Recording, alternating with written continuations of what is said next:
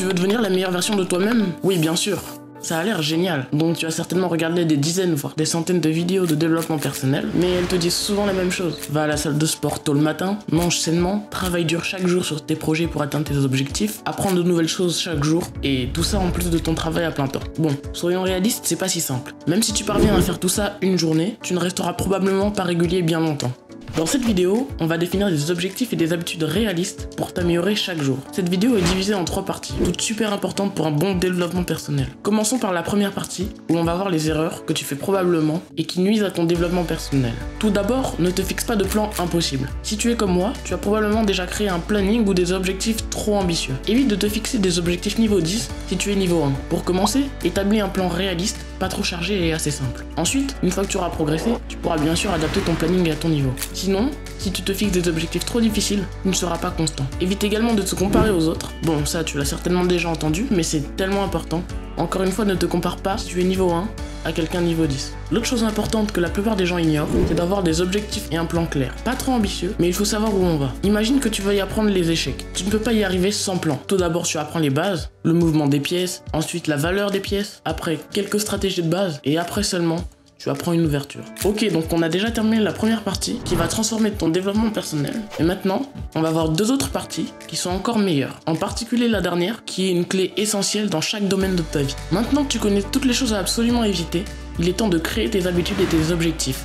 Mais on va le faire intelligemment. Les objectifs sont des choses spécifiques que tu vas absolument faire dans un délai que tu choisis. Pour te fixer des objectifs, tu peux utiliser la méthode SMART, ce qui signifie se fixer des objectifs spécifiques, mesurables, atteignables, réalistes et temporellement définis. En plus de ça, tu peux utiliser une autre technique que j'aime beaucoup, qui consiste à faire une liste de 10 choses que tu veux absolument faire. Ensuite, tu choisis les 5 choses les plus importantes et enfin, tu prends uniquement les 3 qui comptent le plus pour toi. N'oublie pas que la priorisation est vraiment importante. Lorsque tu as défini tes objectifs, tu dois les décomposer. Comme ça, tu crées des systèmes. Comme les systèmes sont des objectifs décomposés, ils sont plus faciles à atteindre. Maintenant, pour créer des habitudes, c'est beaucoup plus facile. Tout ce que tu as à faire, c'est de t'assurer que tes habitudes sont réalistes et bien priorisées. Ok, maintenant la clé de tout ce que nous avons vu, c'est la régularité. La régularité est importante dans presque tout dans la vie, alors on va voir comment être constant. Une fois de plus, le piège à éviter, c'est de se comparer aux autres. Tu vois, sur les réseaux sociaux, les gens montrent souvent quand ils accomplissent quelque chose de cool, mais la plupart d'entre eux ne montrent pas quand ils échouent. Tu dois savoir que c'est normal de ne pas être parfaitement régulier. S'il y a un jour où tu n'es pas allé courir, c'est pas vraiment un problème.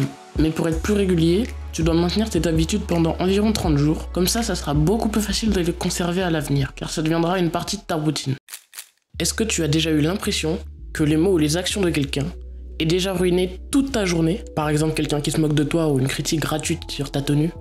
En vérité, personne ne peut contrôler tes émotions, à moins que tu les laisses avoir un impact négatif sur toi. Aujourd'hui, je vais te montrer comment développer un mindset indestructible pour que les gens ne puissent jamais t'énerver et qu'ils soient étonnés de ton calme. D'abord, voyons pourquoi tu t'énerves facilement. Imagine que tu discutais avec quelqu'un et qu'il t'a dit quelque chose qui t'a énervé. Tu rentres chez toi, mais tu ne te remets pas de cette conversation. Tu y repenses constamment. Et surtout, tu es frustré de ne pas avoir su quoi répondre. Et c'est là que se cache le vrai problème. Ce qui te met en colère, ce n'est pas forcément ce que la personne a dit, mais la façon dont tu l'as interprété. En fait, ce sont tes pensées qui viennent après cette situation qui nourrissent ta frustration. La vérité, c'est qu'on ne contrôle pas ce que les autres disent ou pensent de nous, mais on peut totalement apprendre à contrôler la valeur qu'on accorde à leurs paroles. Si tu t'énerves facilement, il y a 3 causes qui peuvent être à l'origine de ça. La première, c'est que tu prends certainement trop les choses personnellement. Tu penses que chaque remarque parle de toi, alors qu'en réalité, elle ne parle souvent pas de toi. Aussi, tu cherches à tout prix l'approbation des autres. Quand tu cherches à plaire à tout le monde, la moindre critique te touche. Mais si tu sais qui tu es, la vie des autres pèse beaucoup moins. Et la 3e raison, c'est que tu laisses ton ego prendre le dessus. Ton ego veut toujours avoir raison, être respecté et valorisé. Et quand quelqu'un le bouscule, il s'agite et te pousse à réagir. Prendre conscience de ça, c'est déjà 50% du travail accompli. Je suis aussi passé par là à une époque, et je vais te parler de ce qui m'a aidé plus tard. Maintenant, je vais te montrer comment développer ta force mentale pour reprendre le contrôle de ton calme. Améliorer sa force mentale prend du temps, et pour ce faire, la première chose que tu dois faire, c'est de changer ton environnement. Coupe les relations toxiques, suis des personnes qui t'inspirent, te motivent et te tirent vers le haut. Ensuite, l'une des astuces que je trouve le plus efficace, c'est de prendre du recul. Ça peut paraître difficile, mais à force de t'entraîner, tu te rendras compte que souvent, il n'y a rien de grave. Tu as un toit, une famille, une bonne santé. Chaque défi que tu rencontres sont un entraînement, une chance de gagner en force. Arrête de voir tous les problèmes que tu rencontres comme des punitions. Commence à les voir comme une préparation.